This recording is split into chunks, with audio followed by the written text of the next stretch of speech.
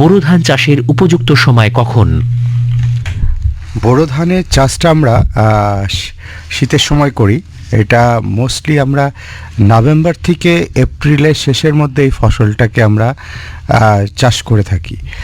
বোরো ধানের সবচেয়ে যেটা গুরুত্বপূর্ণ বিষয় যে এর যে নার্সারি স্টেজ প্লাস যখন জার্মিনেশনটা হয় তখন এটা একটা কোল্ড টেম্পারেচারের দরকার হয়, তাতে এদের জার্মিনেশন ভালো হয় এবং তাতে তাদের ভেজিটেটিভ গ্রোথটা ভালো হয়। তো বোরো ধান আমরা বেসিক্যালি ওয়েস্ট বেঙ্গলে ফ্রম নভেম্বর থেকে আমরা এটাকে এপ্রিল মাস পর্যন্ত আমাদের এই ফসল চক্রে এটাকে আমরা সেট করি। মিস্টার মজুমদার, আজকের অনুষ্ঠানের প্রথম প্রশ্ন নিয়ে আমি আপনার কাছে ফিরবো। আপনার কাছে আমার প্রশ্ন হচ্ছে যে বোরো ধানের বীজতলায় কি কি সতর্কতা অবলম্বন করবেন একজন কৃষক বন্ধু? হ্যাঁ, বোরো ধানের ক্ষেত্রে যেটা সমস্যা হয় যে এটা চাষ করতে গেলে, যেটা আমার পূর্ববর্তী বক্তা বললেন যে ওই সময় প্রচুর ঠান্ডা থাকে, তো সেই ক্ষেত্রে কিছু কিছু গ্রোথের ক্ষেত্রে সমস্যা দেখা দেয় এবং কৃষক বন্ধুরা আগে যে ধরনের ব্যবস্থাপনা নিতেন বর্তমানে কিছুটা পরিবর্তন হয়েছে এবং বর্তমানে তারা একটি সাদা পলিথিনের পেপার ব্যবহার করেন, যেটা দিয়ে ঢাকা দিলে মানে সকাল দিকটা থেকে ঢাকা, রাত্রের দিকটা ঢাকা থাকে এবং যখন রোদ পাওয়া যাবে সেই সময় যাতে ওটাকে ওপেন রাখা যেতে পারে।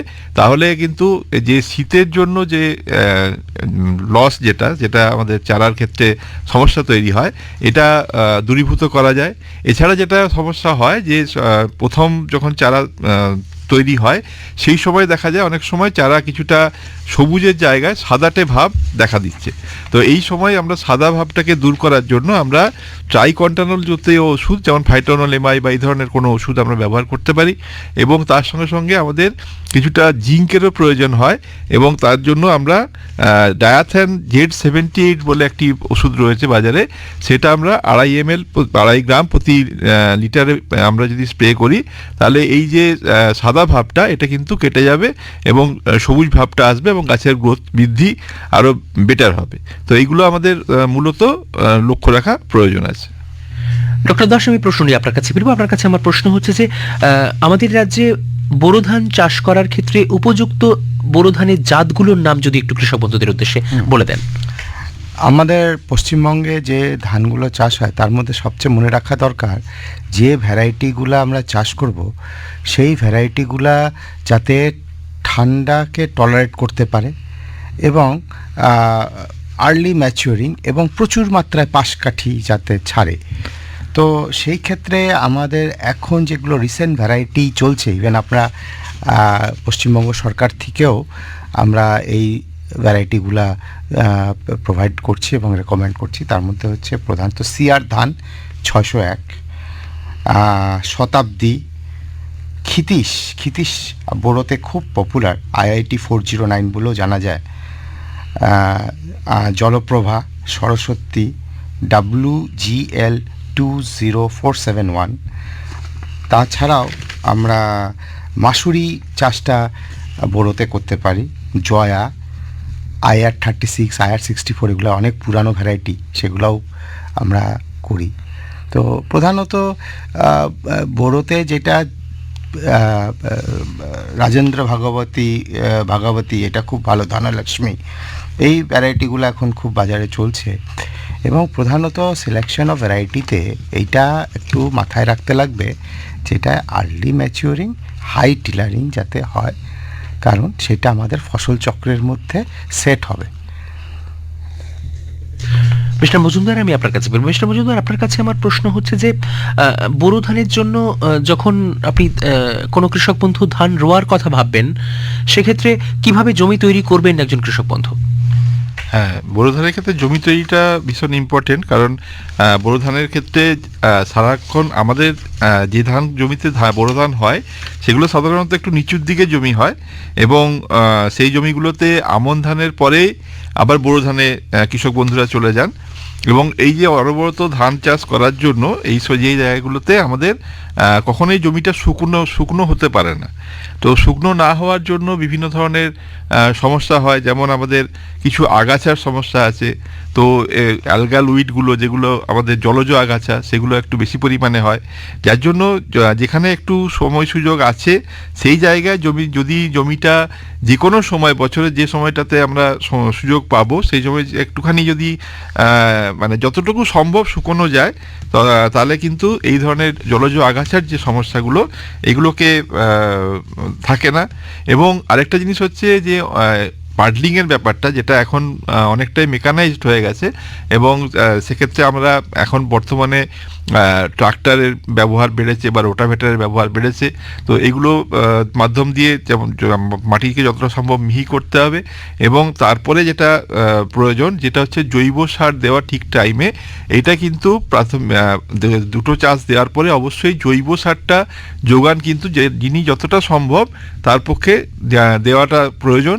আমন ধানের ক্ষেত্রে যেমন আমরা কিছুটা ধৈঞ্চা চাষ দিয়ে করতে পারি, বোরো ধানের সময় সেই ধৈঞ্চা চাষটা এতদিন সম্ভব হতো না, কিন্তু গ্লোবাল ওয়ার্মিংয়ের জন্য আমরা লক্ষ্য করছি যে বর্তমানেও কিন্তু ওই মাঝখানের যদি গ্যাপে আমন ধান কাটার 7-8 দিন বা 10 দিন আগে যদি কাদা অবস্থাতে কিছু ধৈঞ্চা বীজ ছড়িয়ে দেওয়া যায়, সেটা কিন্তু ওই পয়রা ক্রপিংয়ের মতো কিছু পোর্শনে আপনার থেকে যাবে, এবং পরবর্তীকালে বোরো ধানের আগে কিন্তু প্রায় 30 দিন পর্যন্ত ওটা বাড়লে কিছুটা পরিমাণ আমরা জৈব সারে যোগান দিতে পারি, যেটা আগে একবারেই সম্ভব হতো না, এখন কিন্তু সেটা দেওয়া যেতে পারে। এছাড়া আমাদের ভার্মি কম্পোস্ট, এটা একটা খুব উন্নত পরিমাণে জৈব সার, সেইটা কৃষক বন্ধুদের কাছে অনুরোধ, যাতে যিনি যতটা সম্ভব, যার পক্ষে যতটা সম্ভব, এটা আমরা নিজের বাড়িতেও তৈরি করতে পারি, এবং সেইটা আমাদের যেন অবশ্যই যোগান দেওয়া হয়। আর রাসায়নিক সারের ব্যাপারটা আমরা পরে আলোচনা করব। আচ্ছা ডক্টর দাস, আমি আপনার কাছে পরের প্রশ্ন নিয়ে আসবো। আপনার কাছে আমার প্রশ্ন হচ্ছে যে আপাতত দুটো প্রশ্ন এখন আপনার কাছে, যেটা হচ্ছে যে বোরো ধান রোপণ করার উপযুক্ত সময় কখন, এবং যদি বোরো ধান রোপণের ক্ষেত্রে কোনো কারণে দেরি হয়ে যায় সেক্ষেত্রে কি ক্ষতি হতে পারে? এমনি আমাদের পশ্চিমবঙ্গে জানুয়ারি 15 থেকে ফেব্রুয়ারি 15 পর্যন্ত আমাদের অফিসিয়াল টাইম বোরো রোপণ করা, ট্রান্সপ্লান্টিং করা। এখন একটা কথা সবসময় মনে রাখবেন যে চারাতলা থেকে যখন আমরা বীজ রোপণের দিকে যাব, চারা রোপণের দিকে যাব, সেই সিডলিং চারার বয়সটা কিন্তু বেস্ট হচ্ছে 21 দিন। আমনের সময় কিন্তু আমরা সেটাকে মেনটেন করতে পারি না, কারণ আমরা ডিপেন্ড করি বৃষ্টির উপর। বড় সেচটা কিন্তু আমরা নিজেরা সেচ দিয়ে এটাকে চাষ করি, সেই জন্যে সিডলিংয়ের ওভারেজ সিডলিং যদি আপনারা ট্রান্সপ্লান্টিং করেন, সেই দিকে কিন্তু ফলনের মার খেতে পারে। তো সেই ক্ষেত্রে চেষ্টা করবেন 21 দিন থেকে 30 দিনের মধ্যে সিডলিং কিন্তু ট্রান্সপ্লান্ট করতে হবে। বেশি যদি দেরি করেন সেই ক্ষেত্রে কি হবে, বোরো ধানে তখন যখন ফ্লাওয়ারিং স্টেজ আসবে তখন কিন্তু হিট স্ট্রেস, মানে অতি তাপমাত্রা, তখন কিন্তু সেইটাকে মার খাওয়াবে। কারণ আপনি জানেন এপ্রিল মেতে সেই গরমের একটা হালকা লুর মতো চলে আসে, সেটা কিন্তু বোরো ধানে ক্ষতিকারক। আর তৃতীয় ক্ষেত্র যেটা হয় যে এইখানে কিন্তু বোরো ধানের ইল্ড আমরা সবসময় বেশি পাই, ফলনটা বেশি পাই। কেন পাই? আমরা এখানে ফার্টিলাইজার, ইরিগেশন, এটাকে কিন্তু আমি কন্ট্রোলড ওয়েতে দিই। তো সেই ক্ষেত্রে ধান কিন্তু প্রচুর জল চায় না, একটা মাত্রায় জল থাকলে তার বেশি ফটোসিনথেসিস হয় এবং খাদ্য ইউটিলাইজেশন বেশি হয়, আলটিমেটলি ফলন বেশি হয়। সেই ক্ষেত্রে কি হবে, যত দেরি করবেন কালবৈশাখীর বৃষ্টি চলে আসবে, বৃষ্টি চলে আসলে তখন অতিরিক্ত ওয়াটার হয়তো জমে যাবে, সেইখানে কিন্তু ধানের ক্ষতি হতে পারে। তো মূলত বেশি দেরি করা চলবে না বোরো ধানে, কারণ এক তো হচ্ছে হিট স্ট্রেস, প্রচণ্ড টেম্পারেচার বেড়ে যাবে, তখন ফ্লাওয়ারিং এবং ফ্লাওয়ারিং স্টেজে ওটা এফেক্ট করবে। আর দ্বিতীয় হচ্ছে আপনি কন্ট্রোলড ইরিগেশন, সেটা থেকে কিন্তু বঞ্চিত হয়ে যাবেন। মিস্টার মজুমদার, বোরো ধানের ক্ষেত্রে বোরো ধান যখন রোপণ করা হবে সেক্ষেত্রে সারি থেকে সারির দূরত্ব ঠিক কতটা হওয়া উচিত, গভীরতা, এই সমস্ত বিষয়গুলো নিয়ে যদি একটুখানি স্পষ্ট বার্তা কৃষক বন্ধুদের উদ্দেশ্যে দেন। বিশেষ করে এখন আমাদের বোরো ধানের ক্ষেত্রে এই এখন যেটা বর্তমানে আছে, এখন রোপণ চলছে রানিং। তো আমরা এই সময়ের জন্য আরেকটা জিনিস বলে দিতে পারি, যেটা হচ্ছে আমাদের বোরো ধানের যে বীজতলা থেকে যখন রোয়া করা হবে সেই সময় আমাদের কিছু সতর্কতা নেওয়াটা খুব প্রয়োজন। কারণ রোয়া থেকে ঠিক 7 দিন আগে আমরা অবশ্যই একটা যে কোনো ধরনের দানাদার কীটনাশক অবশ্যই স্প্রে করব। এই দানাদার কীটনাশক অবশ্যই দেব জমিতে, এবং তার সঙ্গে সঙ্গে একটা বোরো ধানের ক্ষেত্রে যেটা মেন সমস্যা সেটা হচ্ছে ঝলসা রোগ। এই ঝলসা রোগের জন্য একটা আমরা অবশ্যই ছত্রাকনাশক স্প্রে করব। ঠিক আছে, এটা হচ্ছে ট্রাইসাইক্লোজল গ্রুপের যে কোনো একটা ওষুধ হতে পারে। তো এই ধরনের ওষুধগুলো আমরা প্রথমে ব্যবহার করব, এবং ওই 7 দিন আগে যখন আমরা দানাদারটা ওখানে প্রয়োগ করছি মাটিতে, তারপর থেকে কিন্তু ওই 4-5 দিন বা 7 দিনের মধ্যে একটুখানি যেন জল ধরে রাখা হয় বীজতলাতে, যাতে দানাদার কীটনাশকটা পুরোপুরিভাবে গাছের ক্ষেত্রে কার্যকরী ক্ষমতা দেখাতে পারে।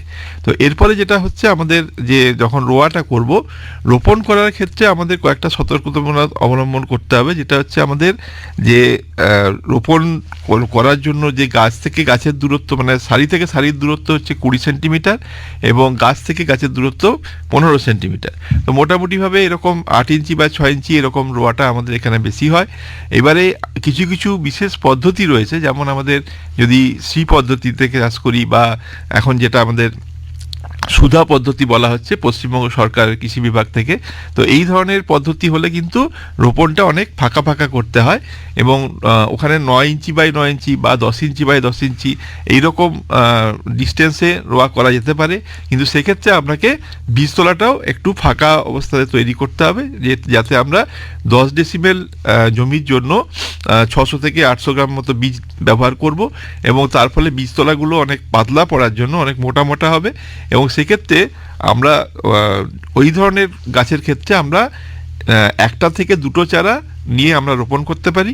আর যেগুলো নর্মাল হয় সেখানে আমাদের 3 থেকে 4টে গুছিতে রোপণ করা দরকার আছে। আর গভীরতার ক্ষেত্রে আমাদের 5 সেন্টিমিটার গভীরতায় রোপণ করার দরকার। কারণ কোনো গাছের ক্ষেত্রে যদি রোপণের ক্ষেত্রে খুব বেশি ডিপ হয়ে যায়, অর্থাৎ গভীরে রোপণ করা হয়ে থাকে, সেখান থেকে কিন্তু যে গাঁট থেকে শেকড়গুলো তৈরি হয় সেখান থেকে তৈরি না হয়ে তাকে আবার ধান গাছকে নতুন করে গাছ তৈরি করে সেখান থেকে শেকড় তৈরি করতে হবে। সেখানে অনেক বেশি সময় লেগে যায়, সময় অপচয় হয়, এবং সেখানে আমরা ফলনটা কিন্তু কমে যাবে। তো এই সব ব্যাপারগুলোকে আমাদেরকে রোকা করার সময় অবশ্যই। প্রশ্নটা আপনার খুব গুরুত্বপূর্ণ প্রশ্ন, এবং এই সমস্যাটা নিয়ে কিন্তু আমরা সচেতন। ব্যাপারটা হচ্ছে যে কিছু কিছু পশ্চিমবাংলায় অঞ্চল যেখানে কিনা আপনার ওয়াটার লেভেলটা অনেক নিচে নেমে গেছে, এবং সেই সব জায়গাগুলো আর্সেনিক প্রোন, এবং কিছু কিছু এরিয়াতে কিন্তু আমরা কারণ ওটাকে বাধা দিচ্ছি, এবং অল্টারনেট তার পরিবর্তে কি ক্রপ চাষ করা হয় সেই সব বিষয়েও কিন্তু আমরা চিন্তাভাবনা শুরু করেছি। এখন যেগুলা ট্র্যাডিশনালি বোরো এরিয়া, সেইখানে কৃষকরা কিছু বোরো ধান চাষ করে, তাতে আমরা জুডিশিয়াস ওয়াটার কি করে ইউজ করা সেটা আমাদের একটা চিন্তা। তো এটা আপনি ঠিক বলছেন, আমাদের নতুন যে প্রযুক্তি সব ডেভেলপড হয়েছে তাতে কিন্তু আমরা যথেষ্ট ফসল পাইতাম। কারণ আগে যেগুলা আমনটা কেন চাষ হইতো, যে বোরোটা কেন হতো, কারণ আমনে আমরা বৃষ্টি নির্ভর চাষ, এবং অনেক সময় ফলন রোগ পোকার আক্রমণ অনেক বেশি, ফলন ভালো হতো না, তাই জন্য আমরা বোরোতেই করতাম। প্রশ্নটা আপনার প্রচণ্ড গুরুত্বপূর্ণ, এবং আপনাকে আমি বলি যে কিছু অঞ্চল যেরকম মুর্শিদাবাদের কিছু অঞ্চল আমি জানা মতে, সেই সব জায়গার মধ্যে আমরা কিন্তু বোরো ধানটাকে ডিসকারেজ করছি, এবং তাতে অল্টারনেট ক্রপ আপনি দেখবেন উত্তরবঙ্গ দিয়ে মুর্শিদাবাদ পর্যন্ত একটা ভুট্টার চাষের কিন্তু একটা বিশাল প্রবণতা, এবং এই ভুট্টাটাকে কিন্তু আমরা প্রচণ্ডভাবে এনকারেজ করতেছি। তারপরে ধরেন আমরা বিভিন্ন ডালের ভ্যারাইটি, যেরকম সব জায়গায় তো আর আপনার মসুর ডালটা সাকসেস হতে পারে না, খেসারি যেগুলো ফাইটোটক্সিন কম আছে এরকম ভ্যারাইটি এখন চলে আসছে, আমরা ইভেন খেসারি এনকারেজমেন্ট করছি। তাছাড়া আপনি ফসল চক্রে যদি ধরেন, আলুর একটা বিশাল বড় এরিয়া চলে আসছে একটা ক্যাশ ক্রপ হিসাবে। তো আলুর পরে আমরা এই যে ড্রাই স্পেলটা, যেটা বৃষ্টি আসার আগে, একটা তো আমাদের পাটের চাষ হয়, আর তার মধ্যেখানে তিলের চাষটার উপরে আমরা একটু গুরুত্ব দিচ্ছি। তো আপনার প্রশ্নটা যথেষ্ট গুরুত্ব। এই যে আমরা প্রোগ্রামটা বোরো ধানের উপরে করছি, কিছু কিছু এলাকা যেগুলাতে একেবারে বোরো ধান এরিয়া, স্পেশালি আমি যদি উত্তরবঙ্গের দিকে ধরি, দিনাটা, এটা একটা বোরো ধানের একদম এরিয়া। সেরকম ঠিক হুগলি, বর্ধমানও কিছু পার্টিকুলার এরিয়া আছে যেখানে ফার্মাররা বোরো ধানটাকে করবেই, কারণ সেখানে সেটা বাড়ির জন্য ইউজ করে, প্লাস তাদের একটা ফলনের ব্যাপার থাকে, কোয়ালিটি প্রোডাকশন, এটা একটা ব্যাপার থাকে। তো সেই অর্থে আমরা এই বোরো ধান কথা বলছি, কিন্তু সাথে সাথে এটাও বলছি যে যেই সব জায়গায় ওয়াটার লেভেল নিচু, এবং সেই সব জায়গায় কিন্তু আমরা বোরো ধানটাকে ডিসকারেজ করছি এবং অল্টারনেট ফসলের চিন্তাভাবনা করছি। তার মধ্যে ভুট্টা চাষ, ডাল শস্য চাষ, তৈলবীজ চাষ, তিলের চাষ, এই জিনিসগুলো কিন্তু যথাক্রমে এনকারেজ করা হচ্ছে। হ্যাঁ, এটা একটু বলে নিই, যেটা হচ্ছে কিছু কিছু জমির যে চারিত্রিক বৈশিষ্ট্য, যেগুলো যেমন একদম নিচু জমিগুলো, সেই সব জায়গায় কিন্তু বোরো ধানের বিকল্প খুব একটা নেই বলেই ওই জায়গাগুলোতে বোরো ধান করার প্রয়োজন আছে। কিন্তু যেগুলো আমাদের একটুখানি মাঝারি বা এই জমিগুলো, এগুলোতে আমরা অবশ্যই বিকল্প চাষ করতে পারি।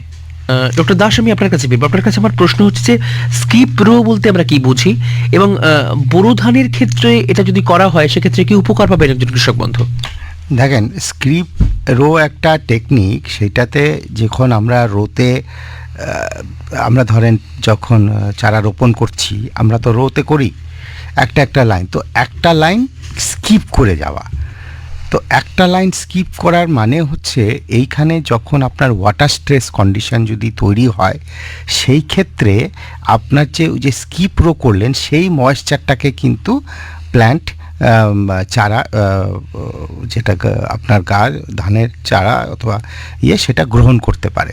তো বেসিক্যালি স্কিপ রোতে হচ্ছে আমরা পপুলেশনটাকে একটু ডবল করে দিই, মানে গাছের যে সংখ্যা যে রোতে করছি একটু ঘনত্ব বেশি করি, এবং একটা রো আমরা স্কিপ করে যাই। তাতে কি হয়, সেই রোটার মধ্যে যদি ময়েশ্চার স্ট্রেস কন্ডিশনে সেই রোতে যে ময়েশ্চারটা আছে, সেই ময়েশ্চারটা কিন্তু গাছ সেটাকে করতে পারে, ইউটিলাইজ করতে পারে।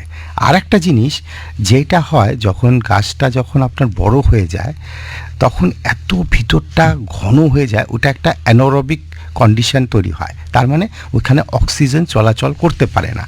সেই সিচুয়েশনে কিছু পোকামাকড়ের উপদ্রব হয়, যেটা শ্যামা পোকা বলে, এই পোকা বলে। সেই সব পোকামাকড়ের যদি করতে কন্ট্রোল করে, তার একটা উপায় আছে স্কিপ রো। তার মানে আপনি যদি 2-3টা রো করে একটা স্কিপ করে দেন, এক তো হাওয়া বাতাস ভিতরে বেশি চলাচল করবে, দ্বিতীয় কথা হচ্ছে যদি ময়েশ্চার স্ট্রেস থাকে, যেই রোটা আপনি স্কিপ করলেন সেই রোটা থেকে ময়েশ্চার ইউটিলাইজ করতে পারবে। এবং স্কিপ রোতে দেখা গেছে যে প্ল্যান্টের পপুলেশনটা আমরা বেশি করি, যে রোটা আমরা ছেড়ে দিলাম তার চেয়ে প্ল্যান্টের পপুলেশনটা বাকি যে রোগুলোতে লাগাইলাম সেগুলোতে একটু বেশি করি। তো দ্যাট ওয়ে স্কিপ রো কিন্তু কিছু কিছু ক্ষেত্রে প্রচণ্ড হেল্পফুল, বাট এটা ইউনিভার্সালি সবার জন্য না, অ্যাডভাইস করা না। যেসব জায়গায় আপনার ময়েশ্চার স্ট্রেস কন্ডিশন আছে, অথবা যেখানে কিনা আপনার শ্যামা পোকার উপদ্রব আছে, সেই সব জায়গায় আমরা অ্যাডভাইস করি একটা রো স্কিপ করে আবার করা। তাতে কি হয়, হ্যাঁ, এয়ার সার্কুলেশনটা বাড়ে। হ্যাঁ, খুব আমার পূর্ববর্তী বক্তা যেটা বললেন, একটু এডিশন করি, যেটা হচ্ছে আমাদের বাদামি শোষক পোকার ক্ষেত্রেও কিন্তু স্কিপ রোটা খুব উপকারী, কারণ প্রতি 8 সারি অন্তর যদি একটা সারি আমরা স্কিপ করতে পারি, তাহলে বাদামি শোষক পোকার ক্ষেত্রেও প্রথমত হচ্ছে ওই যেটা বললেন যে মাইক্রোক্লাইমেট যেটা তৈরি হয়, সেটাকে ভেঙে দেওয়া সহজ হয়, এবং তার ফলে বাদামি শোষক পোকা যে আমরা কৃষক বন্ধুরা খুবই পরিচিত, যেটা হচ্ছে প্রচণ্ড পরিমাণে পপুলেশন বাড়তে পারে। তো স্কিপ রোটা করলে কিন্তু পপুলেশনটা অত তাড়াতাড়ি বাড়তে পারবে না, যেহেতু ভিতরে মাইক্রোক্লাইমেটটা ওইভাবে তৈরি হবে না বা আর্দ্র কন্ডিশনটা তৈরি হবে না, যার জন্য আমরা ওষুধও ওই জায়গা দিয়ে দিতে পারবো, এবং অনেকগুলো সহজেই কিন্তু শোষক পোকাকে নিয়ন্ত্রণের মধ্যে রাখা যাবে। মিস্টার মজুমদার, আমি আপনার কাছেই ফিরবো। আপনার কাছে আমার প্রশ্ন হচ্ছে যে বোরো ধান রোপণ করার সময় মূল সার হিসাবে বোরো ধানের জমিতে কি কি দেওয়া উচিত বলে আপনি মনে করেন?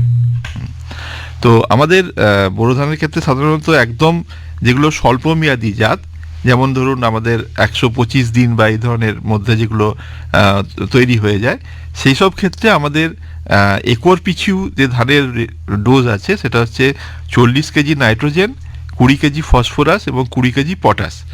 এবং এই যে টোটাল যে সারটা, এটা আমরা তিনটে ভাগে ভাগ করে নেব। প্রথমে হচ্ছে আমরা যেমন যেটা এখন বলা হচ্ছে মূল সার হিসাবে আমরা 1/4 ভাগ নাইট্রোজেন, ফসফরাসটা আমরা পুরোটাই এখানে দিয়ে দেবো, এবং পটাশ সারটা আমরা দুটো পরে চাপানে কিছুটা দেব এবং কিছুটা আমরা হাফ কিন্তু মূল সার হিসেবে দেব।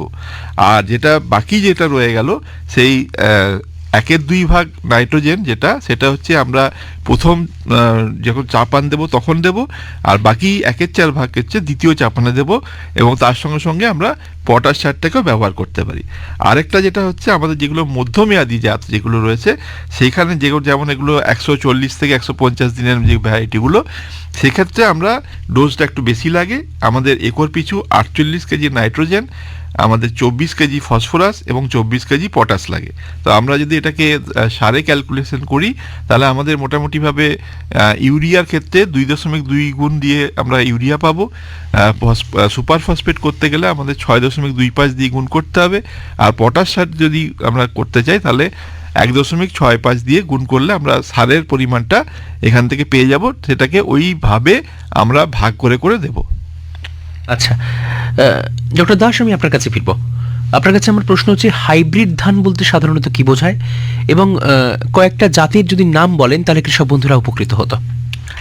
হাইব্রিড ধানটা হচ্ছে এইটা দুইটা ভ্যারাইটিকে ক্রস করে, দেখেন দুটো ভ্যারাইটি যেটা ক্রস করলেন করে যে একটা জেনারেশন হয় F1, সেইটাকে আমরা হাইব্রিড। তো এই হাইব্রিডটা মূলত করা হয় অতিরিক্ত ফলন পাওয়ার জন্যে। কিন্তু একটা মনে রাখবেন, এই যে হাইব্রিড ধান এটা স্টেরাইল হয়, মানে এই ধানটাকে রেখে পরের বার কিন্তু আপনি ওটা চাষ করতে পারবেন না, তার থেকে কোনো ফল ফুল হবে না, কারণ এটা F1 জেনারেশন, এটার ভিতরে যে জিনটা আছে সেটা স্যাগ্রিগেট হয়ে যায়। তো সেই জন্যে হাইব্রিড ধান মূলত আমরা করি উচ্চ ফলন পাওয়ার জন্যে। গাছের যে সাইজ হয় তাতে প্রচুর মাত্রায় পাশকাঠি হবে, প্রচুর মাত্রায় থর হবে, এবং যেটা আমরা এমনি ইল্ড পাই হাইব্রিড ধানে তার 30% বেশি ফলন পাওয়া যায়। তো আমরা সরকারিভাবেও কিছু হাইব্রিড ধানের ডিসি দিয়েছি, তাতে চাষিরা করেছে এবং তাতে লাভবানও হয়েছে। কিন্তু অনেক সময় ধানের যে টেস্ট, হ্যাঁ, ভাতের যে টেস্ট, সেটা অনেক সময় একটু কমপ্লেন থাকে হাইব্রিড ধানে। তো আমরা বেসিক্যালি যেটা পশ্চিমবঙ্গে দিয়েছি অ্যারিস বলে একটা ধান, অ্যারিস 6444, তারপরে অজয় বলে একটা ধান আছে CRHR5। তাছাড়াও বাজারে অনেক রকমের হাইব্রিড ধানের ভ্যারাইটি এখন এসছে। কিন্তু আমি কৃষকদেরকে আরেকটা জিনিস বলবো যে প্রচুর চাইনিজ ভ্যারাইটি অন্যভাবে বাজারে পাওয়া যায়, সেইগুলা ব্যবহার করবেন না।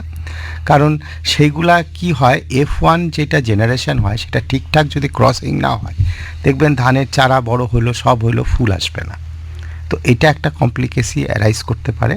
সবসময় মনে রাখবেন যে হাইব্রিড ধান যদি কেউ চাষ করেন, সেইটা প্রথম কথা বীজটাকে যাচাই করে ভালো কোম্পানির যদি পান, যেটা কিনা বিশ্বাস করা যুক্ত, সেইগুলা করবেন।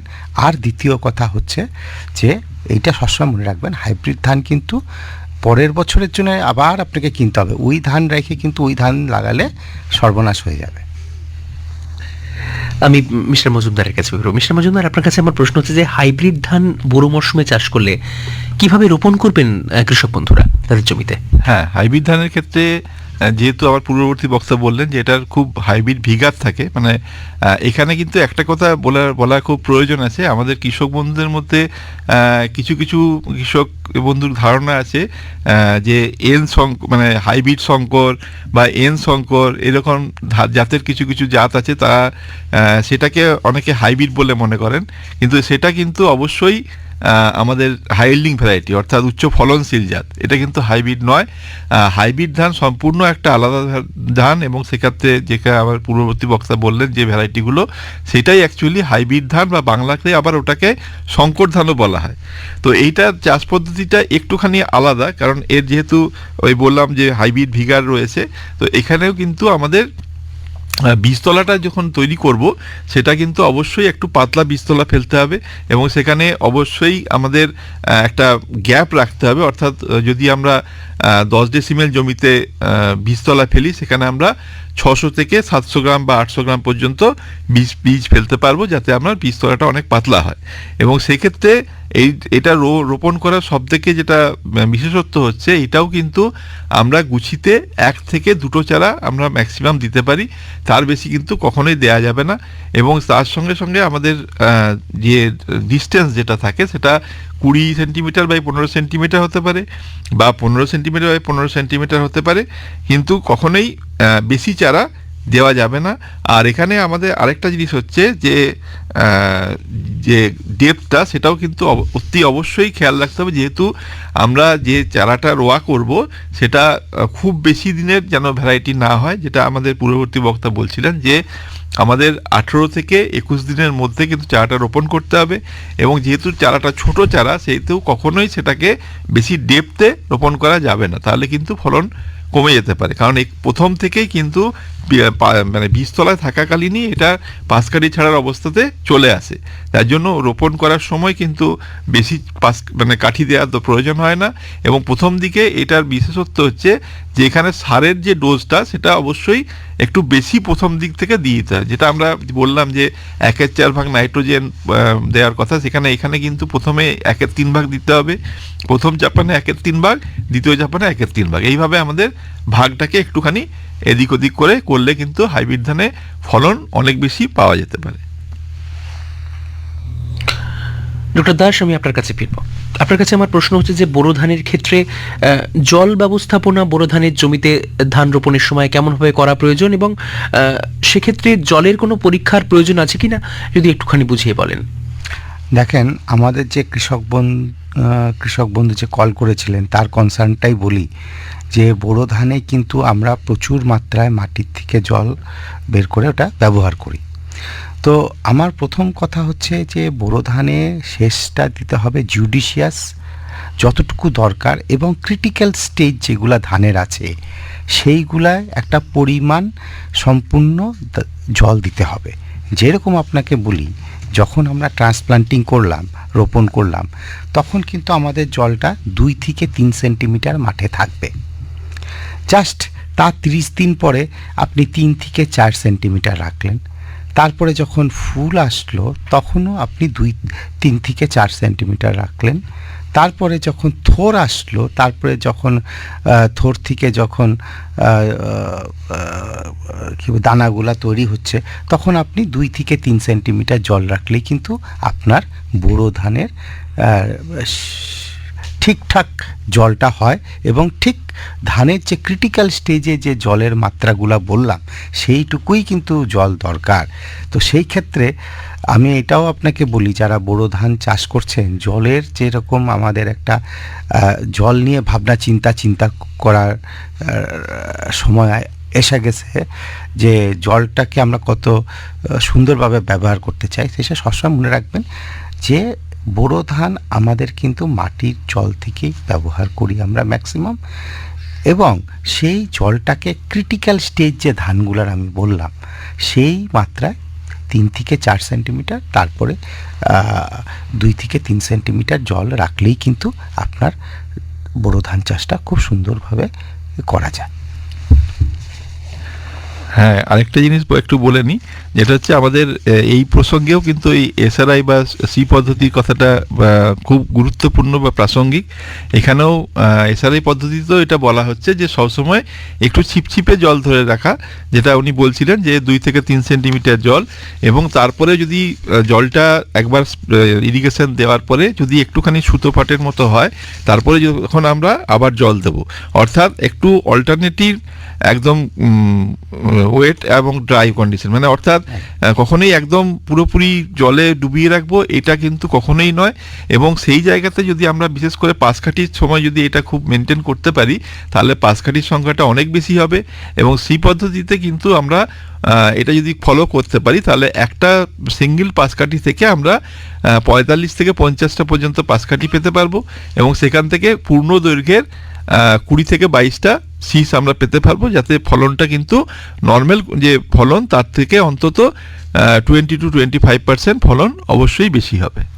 মিস্টার মজুমদার, আপনার কাছে আমি পরের প্রশ্নে যাব। আপনার কাছে আমার প্রশ্ন হচ্ছে যে বোরো ধান চাষে জীবাণু সারের ব্যবহার রোপণের সময় ঠিক কিভাবে করবেন কৃষক বন্ধুরা? হ্যাঁ, অ্যাকচুয়ালি আমাদের একটা ধারণা রয়েছে যে সার বলতে আমরা এখন রাসায়নিক সারটাই বুঝি। তো সার সাধারণত 3 ধরনের হয়, একটা জৈব সার, রাসায়নিক সার আর জীবাণু সার। তো জীবাণু সারটা সম্পর্কে একটুখানি ভালোভাবে প্রচার করা প্রয়োজন, যেটা হচ্ছে অত্যন্ত গুরুত্বপূর্ণ জিনিস এবং সেটা আমাদের সাধারণভাবে 2 ধরনের হয়, একটা হচ্ছে নাইট্রোজেন ফিক্সিং, একটা ফসফেট সলিউবিলাইজিং। এখন বর্তমানে পটাশ সলিউবিলাইজিং ব্যাকটেরিয়াও এসে গেছে। তো ধানের ক্ষেত্রে সাধারণত অ্যাজোস্পাইরিলাম গ্রুপের যে ওষুধ, মানে অ্যাজোস্পাইরিলাম গ্রুপের যে জীবাণু সার, সেটাই হচ্ছে সবথেকে গুরুত্বপূর্ণ এবং সেটা বিভিন্নভাবে ব্যবহার করা যেতে পারে। প্রথমত হচ্ছে যখন আপনি মূল জমি তৈরি করছেন সেই সময় যদি আমরা একর পিছু 2 কেজি করে জীবাণু সার আমরা জৈব সারের সঙ্গে মিশিয়ে বা ভার্মি কম্পোস্টের সঙ্গে মিশিয়ে প্রয়োগ করি তাহলে কৃষক বন্ধুরা ভালো উপকার পাবেন। যদি সেটা সম্ভব না হয় তাহলে এই যে জীবাণু সার সেটাকে দিয়ে আমরা শিকড় শোধন করতে পারি। সেক্ষেত্রে আমাদের শিকড়টা যখন আমাদের বীজতলা থেকে তোলা হচ্ছে সেই সময় শিকড়গুলোকে একটা মাটির মধ্যে পলিথিন পেতে একটু জল ধরিয়ে নিয়ে সেইখানে আমরা আধ ঘন্টা থেকে 1 ঘন্টা ওই শিকড়গুলোকে ওই জীবাণু ঘটিত ওষুধ দিয়ে আমরা শোধন করে নিতে পারি। তাহলে শিকড়ের মাধ্যম দিয়েও সেটা কিন্তু আমরা ব্যবহার করতে পারি এবং মূল জমিতে যখন ব্যবহার করব তখন যেমন আমরা মানে মূল জমির ক্ষেত্রে মাটির সঙ্গে শোধন করা যেতে পারে অথবা শেকড়ে শোধন করা যেতে পারে এবং কিছু কিছু ক্ষেত্রে এটা দিয়ে বীজ শোধনও করা হয়, যদিও আমরা সেটাতে খুব একটা অভ্যস্ত হইনি, ভবিষ্যতে হয়তো আমরা আসবো। এবং তার সঙ্গে সঙ্গে এখন যেটা হচ্ছে ফসফেট সলিউবিলাইজিং যে ব্যাকটেরিয়া, যেটা পিএসবি বলে পাওয়া যায়, এটা এখন অ্যাজোস্পাইরিলাম এবং পিএসবি এই দুটোকে পাঞ্চ করেও কিন্তু ওষুধ মানে আমাদের জীবাণু সার পাওয়া যাচ্ছে এবং সেক্ষেত্রে সেটা কিন্তু আমরা ভালোভাবে ব্যবহার করলে নাইট্রোজেন এবং ফসফরাসের ক্ষেত্রে আমরা যে নর্মাল যে ডোজ সেখানে থেকে একটু আধটু করে যদি কমও দিই তাহলে কিন্তু ফলন একই রকম পেতে পারি আমরা। ডক্টর দাস, আমি আপনার কাছে ফিরবো। আপনার কাছে আমার প্রশ্ন হচ্ছে যে বোরো ধান চাষের ক্ষেত্রে অনুখাদ্য কখন প্রয়োগ করা যায়? দেখেন, ধানে এখন অনুখাদ্যর খুব দরকার এবং মোটামুটি পশ্চিমবঙ্গে দেখা গেছে যে জিঙ্কের কিন্তু প্রয়োজনটা ধান ধান, গম, ভুট্টা এই যে জাতের ফসল এদের একটা জিঙ্ক রিকোয়ারমেন্ট থাকে। তো সেই ক্ষেত্রে আমরা জিঙ্ক দিতে পারি। জিঙ্ক সালফেটটা খুব ভালো, তার সাথে সালফারও থাকে ধানে, সেটাও দরকার হয়। তো আমরা জিঙ্ক সালফেট দিতে পারি অথবা চিলেটেড জিঙ্ক দিতে পারি। তাছাড়া অন্য অন্য অনুখাদ্য প্রয়োজন, সেটা কিন্তু মাটি পরীক্ষার ভিত্তিকে দেওয়া ভালো। আর জিঙ্কের এমনি আপনার এই ধান গোত্র ফসলে জিঙ্কের একটা চাহিদা থাকে, প্লাস এই যে আমরা বারবার চাষ করতেছি আর ফলন নিচ্ছি তাতে কিন্তু মাটিতে অনুখাদ্য স্পেশালি জিঙ্কের একটা অভাব আছে। তো আমরা 2ভাবে জিঙ্ক প্রয়োগ করতে পারি, একটা হচ্ছে জিঙ্ক সালফেট আর একটা চিলেটেড জিঙ্ক। মিস্টার মজুমদার, আমি আপনার কাছে ফিরবো। আপনার কাছে আমার প্রশ্ন হচ্ছে যে সুসংহত চাষ পদ্ধতি বলতে কি বোঝায়, স্পষ্টত কিভাবে বুঝবেন কৃষক বন্ধুরা?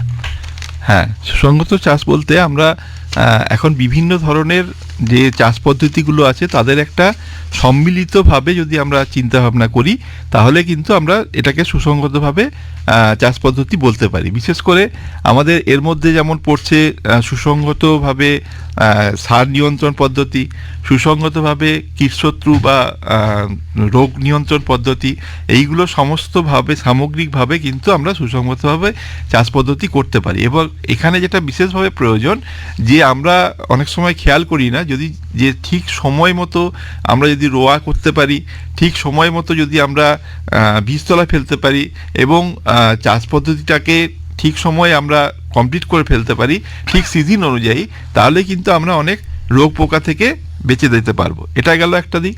আরেকটা দিক হচ্ছে আমাদের অতিরিক্ত সারের বা অতিরিক্ত কীটনাশক বা ছত্রাকনাশকের ব্যবহার।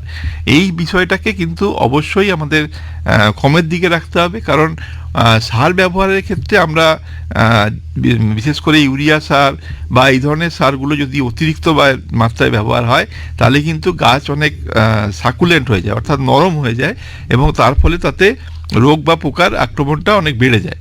এটা গেল একটা দিক। আরেকটা দিক হচ্ছে যে অতিরিক্ত কীটনাশক বা ছত্রাকনাশক ব্যবহারের ফলে কি হচ্ছে যে পোকার ক্ষেত্রে বা রোগের ক্ষেত্রে একটা রেজিস্ট্যান্স গ্রো করছে। তো সেই জায়গাটাতে আমরা কখনোই অতিরিক্তভাবে কোনো কিছু প্রয়োগ করব না। প্রত্যেকটা জিনিস যেন আমাদের একটা নিয়ন্ত্রণের মধ্যে থাকে, এবং আমরা চেষ্টা করব সবসময় যেন ডোজ মেনটেন করা। এবং আরেকটা জিনিস যেগুলো বলার, যেগুলো হচ্ছে স্প্রে করার ক্ষেত্রে কয়েকটা সাবধানতা অবলম্বন করা দরকার। যেটা হচ্ছে 1 নম্বর হচ্ছে যে হাওয়ার বিপরীত দিকে স্প্রেটা না করে হাওয়ার সপক্ষে স্প্রে করা। আবার জলটাকে ঠিক মতো পরিমাণে ব্যবহার করা, যেমন আমাদের যেটা বলা হয় একর পিছু আমাদের 250 লিটার জল, যেটা কৃষক বন্ধুরা কখনোই ব্যবহার করেন না, অনেকটা কম ব্যবহার করে ওষুধের ডোজটাকে অনেক বেশি পরিমাণে ব্যবহার করেন। তো সেটা আমাদের পক্ষে ঠিক নয়। আমরা চেষ্টা করব প্রত্যেকটা রোগের ওষুধের ক্ষেত্রে যে ডোজটা লেখা থাকে সেটাকে ব্যবহার করতে।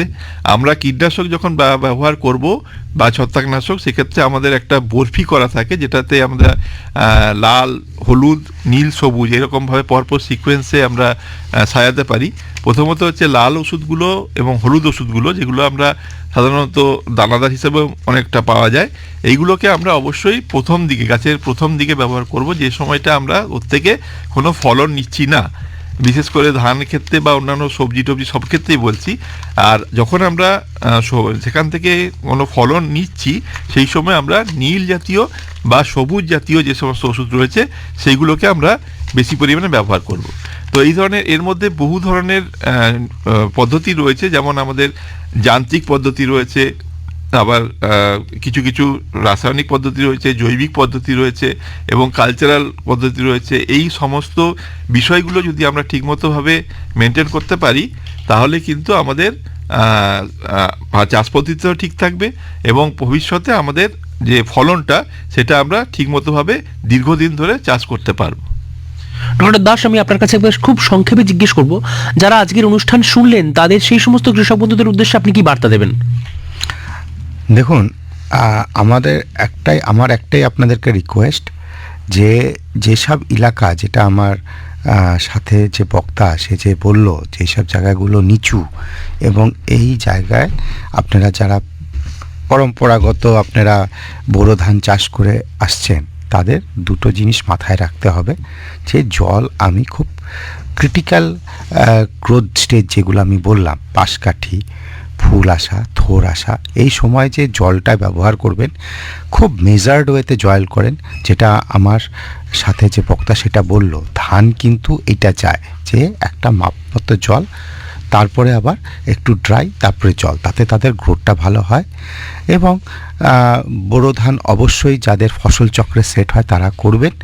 এবং যেসব জায়গায় জলের অভাব আছে, গ্রাউন্ড ওয়াটার নিচে চলে যাচ্ছে, প্রশাসন থেকে বলছে আর্সেনিকের প্রবলেম আছে, তারা কিন্তু অল্টারনেটিভ যেটা বোরো ধানের, তাদের চাষের জন্য চিন্তাভাবনা করুন।